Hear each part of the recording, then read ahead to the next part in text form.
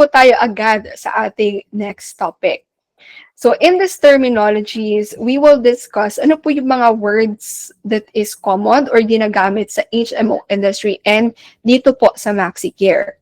So kagaya po ng sinabi ko din kanina, hindi natin maiintindihan ang products without first understanding these terminologies because kasali po sila sa description ng ating mga products.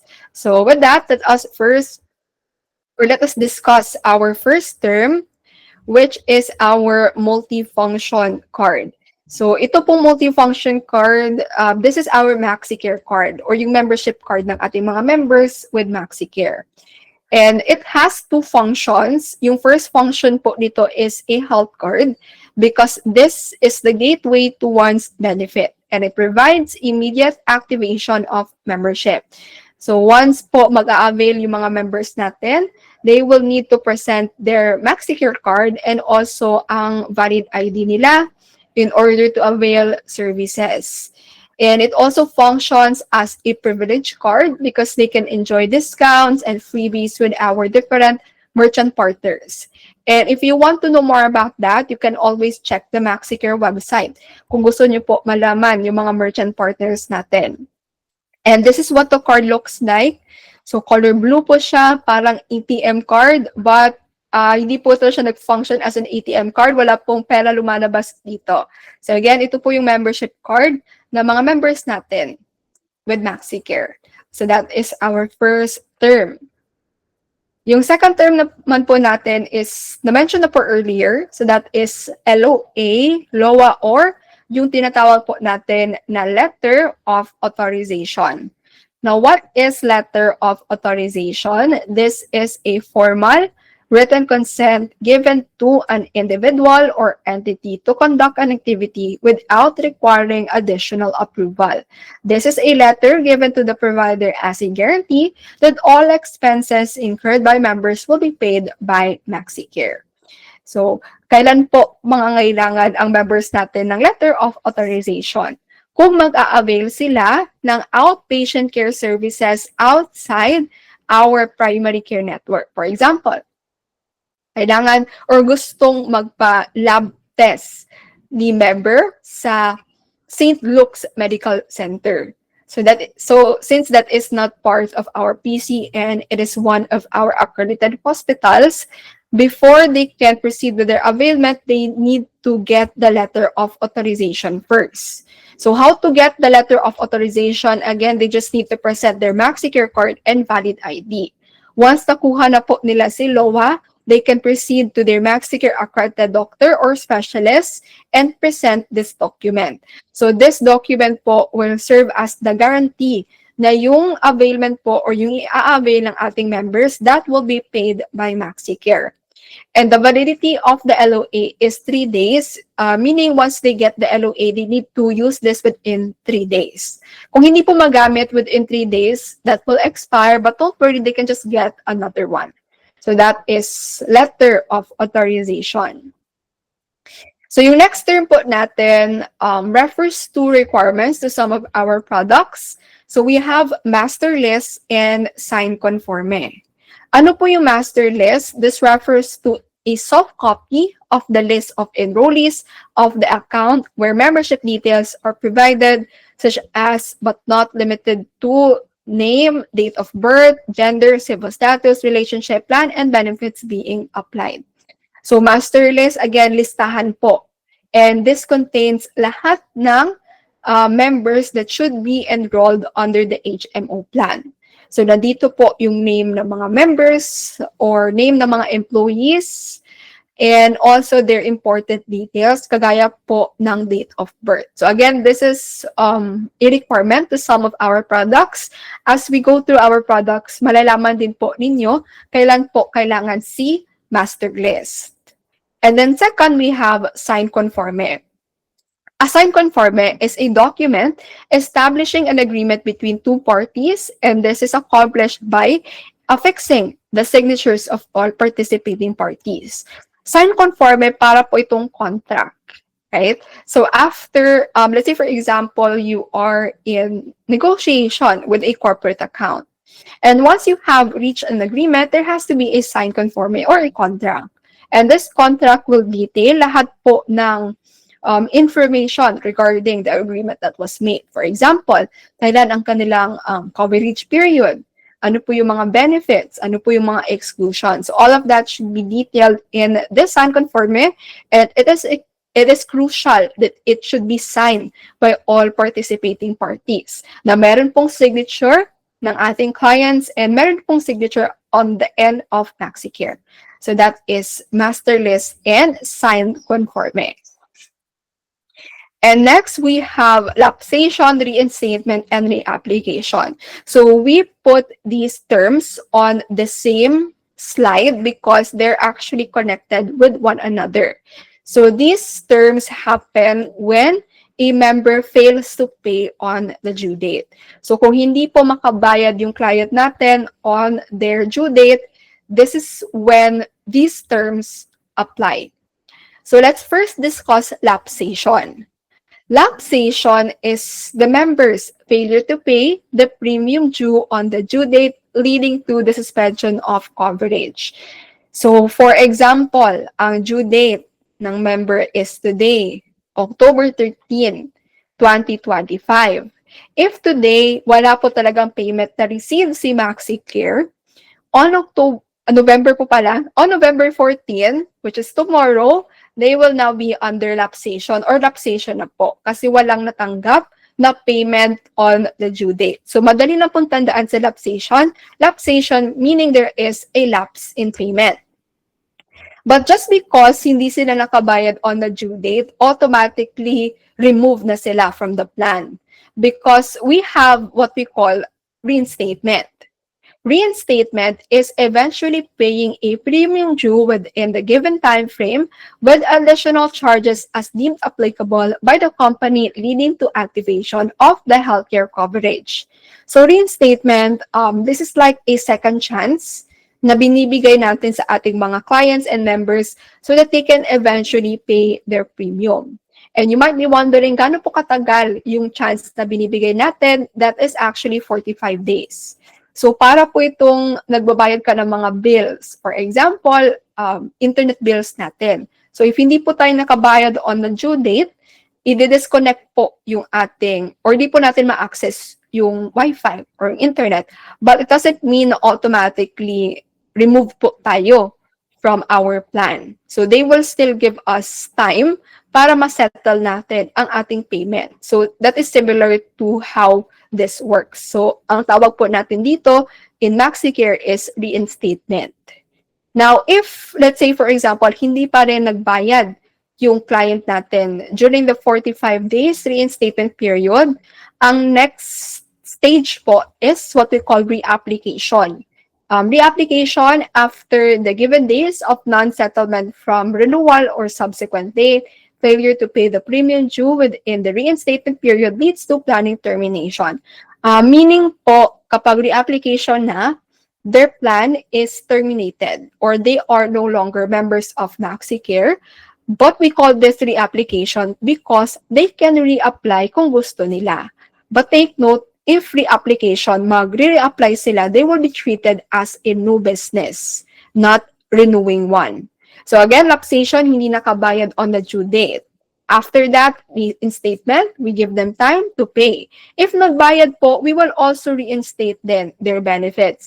And yung reinstatement date nila is 30 days after paying. So let's say for example, on the 5th day ng reinstatement period, nagbayad po yung member natin and we receive the reinstatement request. 30 days after that, dyan po magsisimula ulit yung kanilang coverage. Or 30 days after that, we will reactivate their benefits or your coverage and they can start availing again.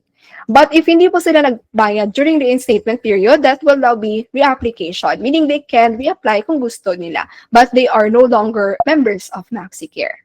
Okay, so these terms will also be discussed again later because it applies sa ating mga products. And next, we have age eligibility. Ilang months po pwedeng mag-reinstate? 45 days lang po. Ayan. So 45 days, if hindi po nagpa-reinstate, reapplication na po talaga.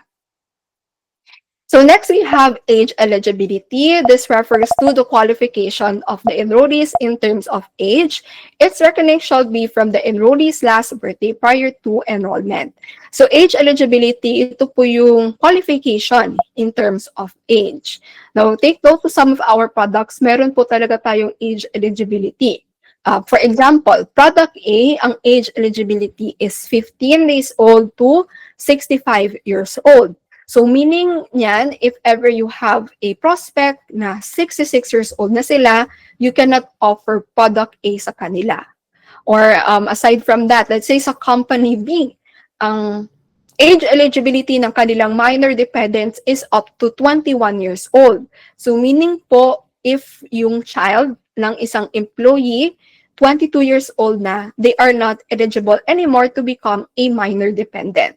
So that is age eligibility. Later on, as we go through our products, we will discuss then kung ano ang ating age eligibility so that alam nyo po if pwedeng i-offer ito na product for this individual or kung hindi po pwedeng i-offer sa kanila. So that is age eligibility. Next, we have anti-selection and hierarchy ruling. So these terms are also connected. Anti-selection is the intention to acquire healthcare coverage primarily for immediate availment of medical services. So as we all know, mas important lang po for individuals ang HMO kapag matanda na sila. Kasi they know this is the time that they really need healthcare services. So to minimize that na mag-a-avail lang ng HMO ang mga tao kapag kailangan na po nila talaga, we have our hierarchy. So this ensures na kukuha po talaga yung mga individuals ng HMO even if hindi pa nila gaano kailangan. So ang hierarchy po natin, this is the order or sequence specified by MaxiCare na kailangan pong sundin if ever yung mga members natin, they want to add dependents. So yung dependents, this refers to the immediate family members ng ating mga principal members who will also enjoy the benefit plan. And we have here an example of our hierarchy. So it would depend sa civil status ng ating members. So kapag single, yung employee, they can enroll parents followed by siblings. Kapag married, they can enroll spouse followed by children. And kung single parent naman, they can enroll children and their parents and then siblings. Now take note, it is a hierarchy. Meaning, so hierarchy, ganyan. So unahin po talaga yung nasa taas. So for example, single po yung employee, kailangan parents po muna talaga ang enroll and then followed by siblings. They are allowed to skip if may valid reason. So that is when our hierarchy ruling comes in.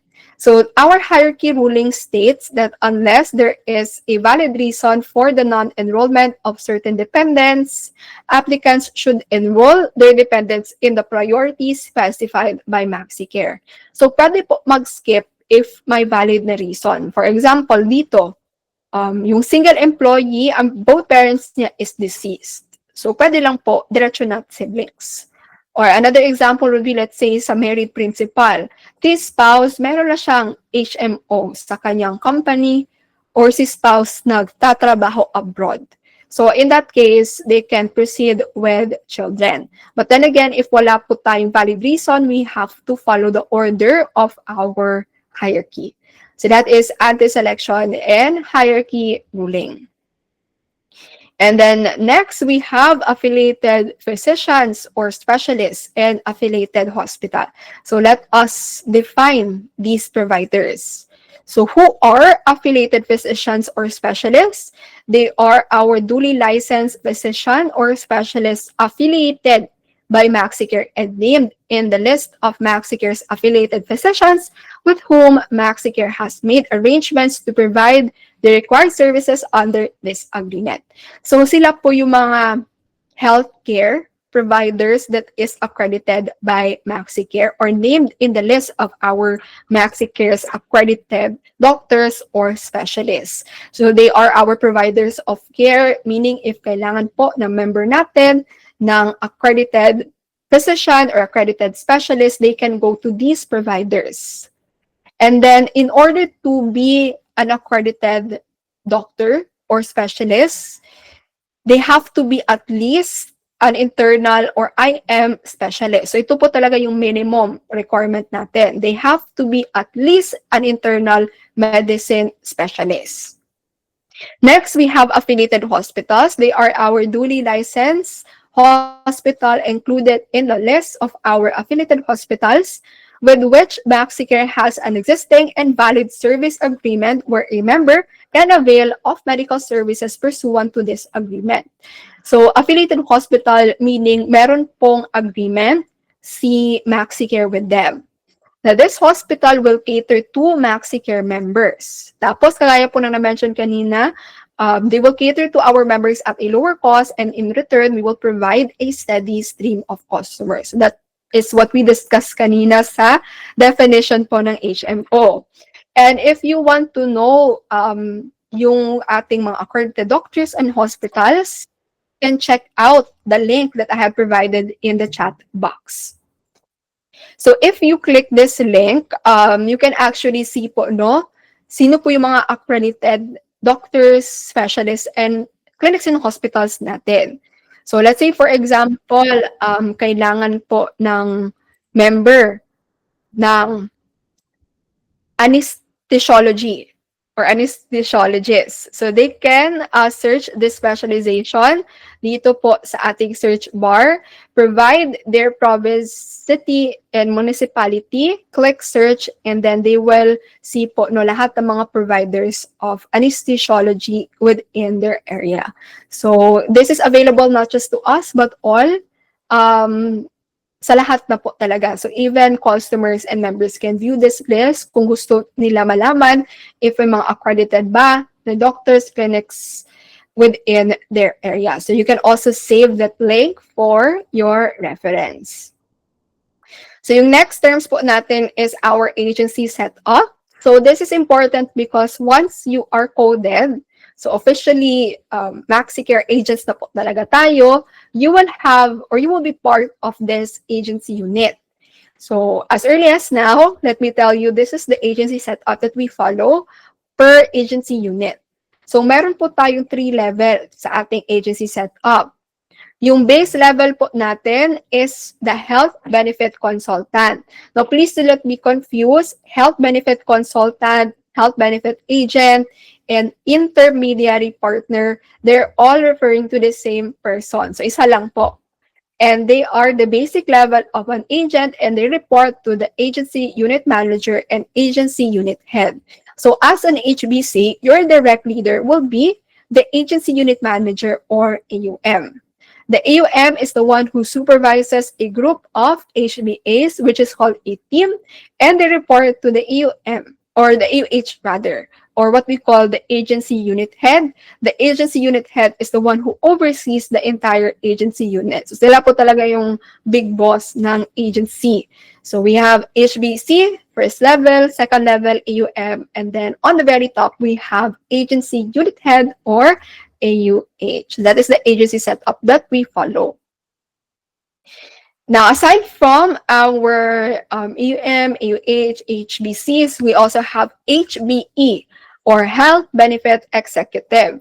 Sino ba ang mga Health Benefit Executives? They are a representative from the sales team assigned to directly transact with the account on management-related concerns and updates.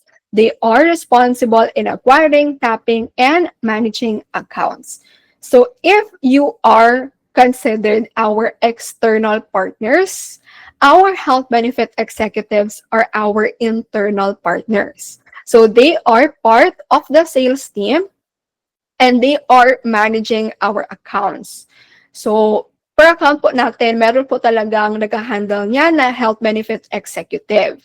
So let me tell you that it is very good to have a good relationship with our health benefit executives because sila po talaga yung experts sa mga plans natin.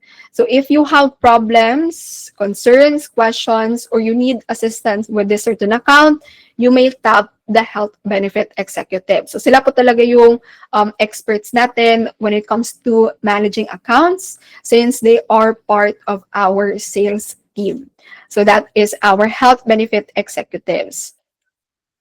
And the next we have funding arrangement. Ano po yung funding arrangement? This refers to how members or clients pay for their benefits. So this answers the question, paano po binabayaran ng ating mga clients ang kanilang benefits? And for that, we have two funding arrangements, which are full risk and ASO, or administrative services only. What is full risk? So let's start with full risk. Products under full risk would require payment for the membership fees. Computation for the fee is based on certain factors such as age, nature of work, number of enrollees, and etc. So full risk po, in this funding arrangement, members pay for their premium. So bumabayad po yung mga clients natin for their benefit. And we receive money from our clients as payment for their benefits na na-enjoy nila. And it is called full risk because there is a possibility that their availment exceeds their payment. So for example, ang binayaran ni member in a year is 5,000, pero yung total expenses niya is umabot ng 6,000. So in that case, kahit po lugi si MaxiCare, MaxiCare will still pay for it. So that is why it is called full risk because the risk is on MaxiCare. So again, simple lang po si full risk. Basta full risk, tumatanggap tayo ng premium or fixed payment from clients in return for their benefits. Now, let's say for example, may kausap ka na corporate account and you presented them the full risk funding arrangement. And it turns out, over the budget po, hindi po nila kayang bayaran si full risk. So in that case, para ma-close nyo pa rin yung account, you can offer them our second funding arrangement, which is ASO or Administrative Services Only. Now, ASO, a third-party administration program that requires the account to set up and maintain a revolving fund with MaxiCare from which money intended to pay for the incurred usage or claims of the members will be drawn out. And MaxiCare imposes admin fee to the account. So, ano pong meaning nito? In an ASO funding arrangement, the risk is not entirely on MaxiCare. Because ang mangyayari po dito is that the company will give us yung tinatawag natin na revolving fund. At ang revolving fund or ang gagawin po ni MaxiCare dito po sa revolving fund is to handle that fund. So in this funding arrangement, hindi po bumabayad ng premium yung account, but may fund sila or pondo na allotted for their employees' expenses. So basically, pera nila yung ginagamit nila for the medical costs at ang ginagawa ni MaxiCare is to manage yung kanilang fund. So for example, ang revolving fund ng isang company, which is based on 4 months projected claims, is 600,000 pesos. So, ang gagawin po ni MaxiCare is to handle that fund, and if kailangan po ng members under that company will need, let's say, lab tests, yung money that will cover that expense will be coming from their fund. At ang catch lang po dito is that there is a threshold limit na hindi po sila pwede bababa beyond that. So, in that example, let's say yung revolving fund is 600,000. Tapos yung threshold limit nila based on 1.5 months projected claims is 200,000. Now, kapag malapit na bumaba ng 200,000, MaxiCare will notify them so that they can replenish their fund. And even though we are not receiving fixed payment through this funding arrangement, we can still earn money because MaxiCare imposes an admin fee to the account. So, meaning to say, tumatanggap pa rin tayo ng pera. Now, what is an example of the admin fee? So, for example, meron po tayong network access fee or NAF, meaning to say, in order to access our wide network, kailangan po nilang bumayad ng NAF. So, tumatanggap tayo ng pera even though the risk is not entirely on us. Now, what is the difference between full risk and ASO? Kapag full risk, again, there is fixed payment or premium. Kapag ASO, wala pong fixed payment, ang meron lang po is yung revolving fund at of course, meron din yung ating threshold limit. So that is our two funding arrangement. Okay, so next, let's proceed with our contract type. So contract type, this refers to the benefits received by members. So contract type, meron po tayong two types, which is full HMO and we also have unbundled. Kapag full HMO, it is a product that has a comprehensive array of healthcare benefits, which includes inpatient, outpatient, preventive, emergency care, and ECU or annual checkup, subject to certain exclusions, limitations, and conditions. So madali lang pong maintindihan si full HMO. When we say full HMO, it means the full package is covered na may kasali pong inpatient, outpatient, emergency, at annual check-up na benefits. In contrast, meron din po tayong tinatawag na unbundled na plan. Kapag unbundled po yung plan ng ating members, it consists of selected benefits falling either into outpatient or inpatient coverage. Now, what does that mean? Under unbundled, meron po kasi tayong inpatient unbundled at outpatient unbundled. Kapag outpatient unbundled po ang coverage, meaning yan, ang coverage is outpatient care. At kapag inpatient unbundled naman, ang coverage is inpatient care or yung coverage mag-a-apply siya kapag ma-admit si member sa hospital. Unlike full HMO na full package. Again, ano po yung difference ng dalawa? Kapag full HMO, lahat po ng essentials ay covered. Kapag unbundled, it's either outpatient or inpatient yung coverage. So that is our contract types. Pwede po ba full HMO sa ESO arrangement? Yes po. Ayan, so depende po sa ating corporate client kung anong gusto nilang or mas preferred nila na funding arrangement. So ASO ba or full risk. But they can have either full HMO or unbundled din. Okay, so thank you for that question, Ms. Maureen. And this is the last two terminologies. So we have benefit limit. What is benefit limit? This refers to the consumable amount that our members can use. And we have two benefit limits, which are MBL, or maximum benefit limit, and ABL, or annual benefit limit. So let us first discuss maximum benefit limit. This is the maximum amount that a member can avail per illness in a year, and secondary illness or complication shall be covered under the primary illness. So how does that work? Let's say, for example, ikaw, meron kang hypertension at hepatitis. Now, since yung dalawa, hindi naman sila related sa isa't isa, that means that you will have a separate limit for both.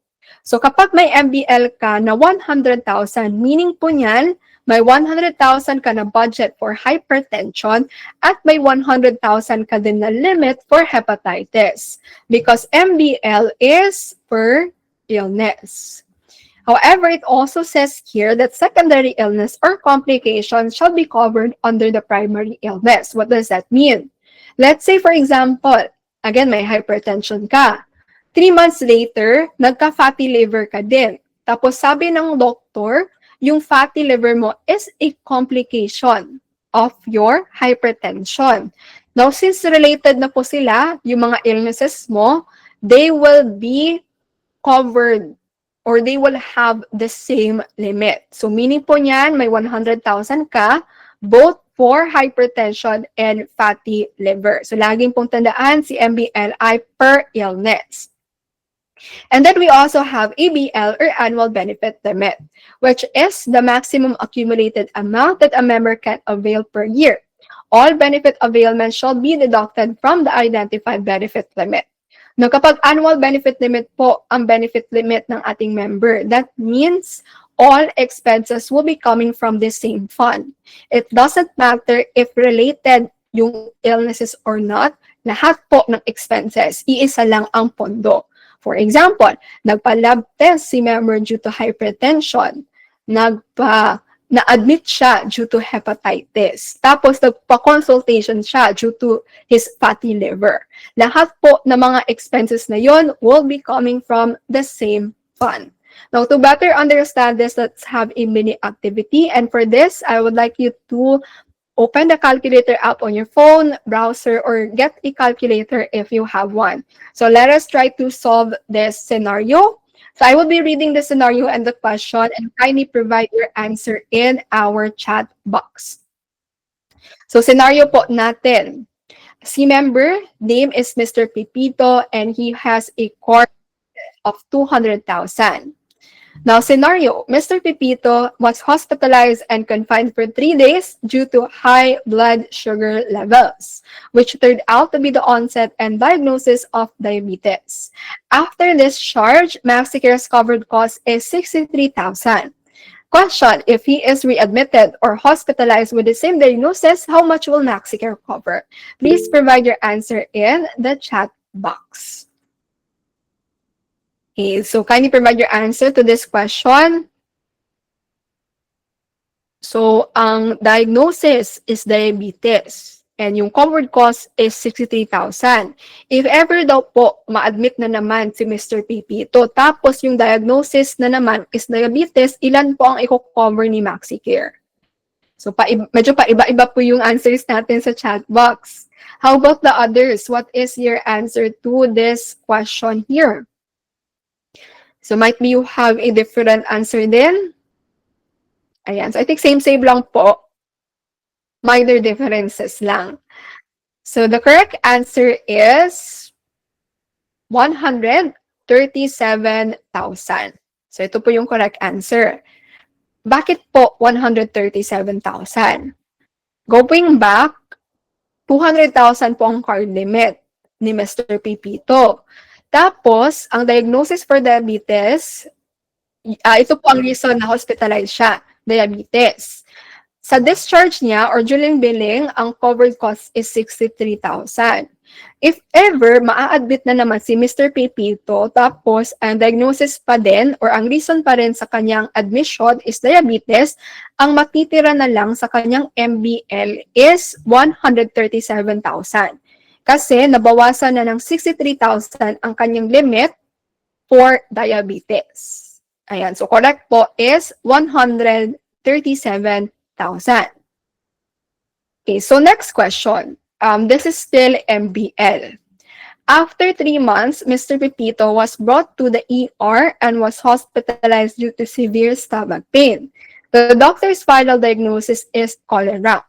Upon discharge preparation, the final computation of the bill is 188,000. Question, how much will MaxiCare cover on his total bill? Ilan po ang i-cover ni MaxiCare? Ayan, so the same po yung mga answers nating lahat and that is actually correct.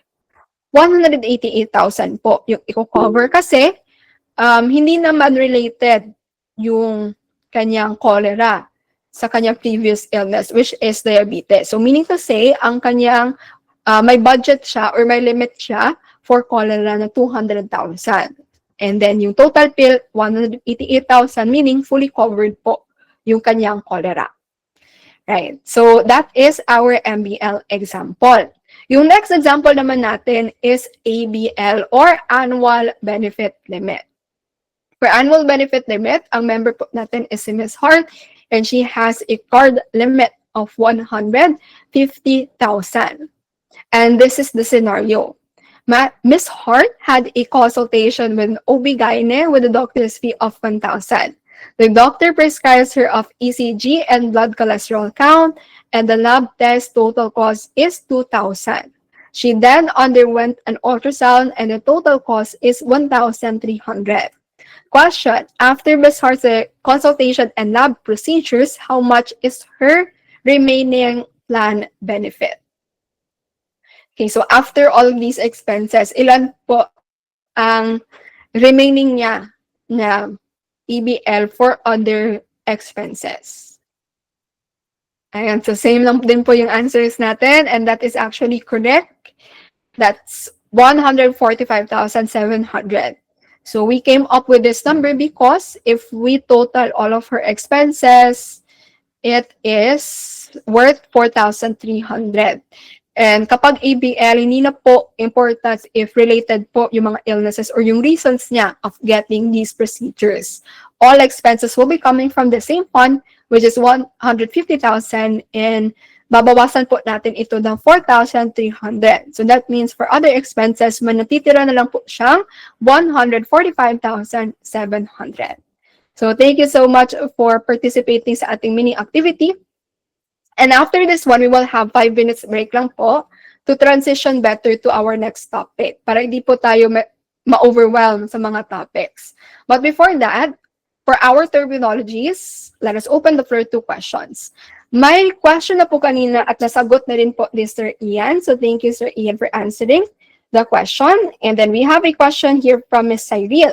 Pag po ba reinstate ang magiging start date pa din yung pinakaunang date or reinstatement date? Kapag reinstatement, let's say for example, let's say semi-annual yung mode of payment. And then they already made the first payment and then on the second payment, doon po sila nagka-lapsation. Ang start po ng coverage period nila is same lang din po. So hindi po nagbago kasi semi-annual. Ang mangyayari lang po is that we will activate their benefits after 30 days. Pero kapag po during renewal, doon po sila hindi nagbayad, ang start po ng coverage period nila is the time din po na nagbayad sila. So same lang, hindi po siya exactly the same as the last one, but we will depend lang din po kung kailan po sila nagbayad. Okay, so I hope that answers your question, Ms. Cyril. Do we have other questions from the team? You can also unmute din your mic kung gusto po ninyo.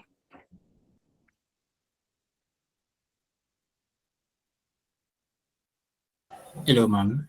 Yes. Ay, Sir Cyril pala. Hello po. Yes po. Ma'am, actually yun nga. So, ibig sabihin, ma'am, pag reinstate, ibig sabihin, covered ba sila dun sa 45 days na covered or hindi po? Hindi po. Basta may lapsation na po talaga, hindi magagamit yung benefits. Okay, so gets po yun. So, yung next question is, so balik for example, ma'am, November 13, 2025, then kunyari Okay. annual, nagkaroon sila ng reinstatement. So, as mentioned nyo po kanina, 30 days after nung last payment, dun ulit magre-reactivate yung card nila, tama po? Yes po. Okay, ma'am. Pero ma'am, pagka tinignan natin, kasi ma'am, yung reinstatement kasi is very crucial for clients. Kasi minsan, di ba, mayroong mga sinasabi si HMO na 2 years na dapat, pag may pre-existing ka, dapat, kumbaga, importante kung kailan nag-start yung client. So, pag ganong reinstatement, yung talagang pinakaunang-unang start, yun pa rin yung pinakapagbabasihan. Hindi yung 30 days after the reinstatement payment. So, pag ganito po, renewal, annual mode of payment, tapos sa next po na payment nila, dun po nag-lapse, ang start po ng coverage period na naman nila for the second year is 30 days after nagbayad po sila. So if nagbayad po sila November 13, ang activation po ng kanilang Ang start po ng kanilang coverage period is November 13 kasi doon po sila nagbayad. Pero yung benefits nila ma-activate after 30 days. So yun po ang ating policy.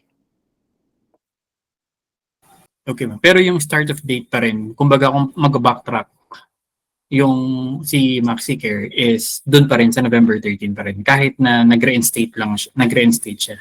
Basta Yes po. Okay. Correct po. Sige, ma'am, thank you po. Thank you po for that question, Sir Cyril. Ayan, so may question po dito at nasagot na ni Sir Ian. So let me read na lang this po.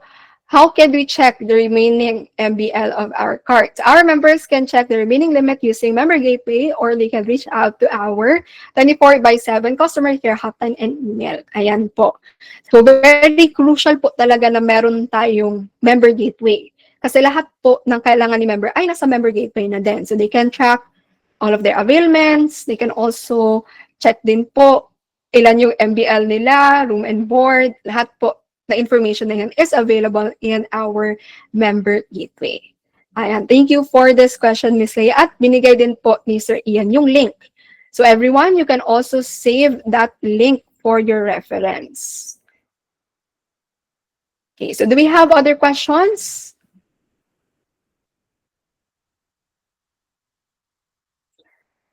Yung ASO kanina, bali mag-apply lang po ito pag nag-acquire na ng service si client sa clinics or hospital. Ayan, si ASO, may process din po talaga tayo dito. Si ASO, kailangan po establish na po talaga dati na ASO ang funding arrangement ng isang company. And dapat po 5 days before the start of their coverage, ibibigay na nila sa atin ang kanilang revolving fund. Tapos, once nag-start na yung coverage period nila, so dito na po magagamit ng kanilang mga employees yung benefit. So, if they go to a clinic or hospital, covered po yun, and that the coverage will be coming from the revolving fund. Ma'am, yung question was parang ano ma'am. For example, ma'am, ASO yung company. And then, yung first scenario, nagpunta siya sa PCC. And nasagot ni Sir Ian kanina, pag PCC daw, hindi ibabawas dun sa Yes ASO po. revolving fund. Tama yun. So ngayon, ma'am, ibig sabihin ko lang dito, ma'am, is pag po ba sa clinic and hospital, dun lang mababawas sa ASO funds nila. Yes po. Okay po. Tama Okay. po. Thank you, ma'am. And that also reflects din sa not just ASO but to all of our accounts. So kapag po sa PCC yung availment, hindi po ito charged sa MBL, pero it will reflect sa utilization ng account. So this is something that is considered sa renewal. Ayan. At na-send din po ni Sir Ian yung ating 24/7 customer care email and hotline. So they can also contact these numbers and email. Let's say, for example, yung client natin is hindi tech-savvy, hindi sila marunong gumamit ng member gateway, they can also contact us to ask. Ayan, so meron pa po ba tayong mga tanong regarding terminologies? If wala na po, kindly give me any reaction. Alright, so thank you so much for your actions. Don't worry kasi if may mga tanong din po tayo after this, ongoing naman po yung pagsasagot namin ng questions in the chat box. But for now, let us proceed to a short 5 minutes break lang po para hindi tayo ma-overwhelm sa madaming information. So this is just a 5 minutes break, and after 5 minutes, we will start na po with our MaxiCare plans discussion. So let me just start our timer. Ayan, so your 5 minutes starts now, everyone, and see you after 5 minutes.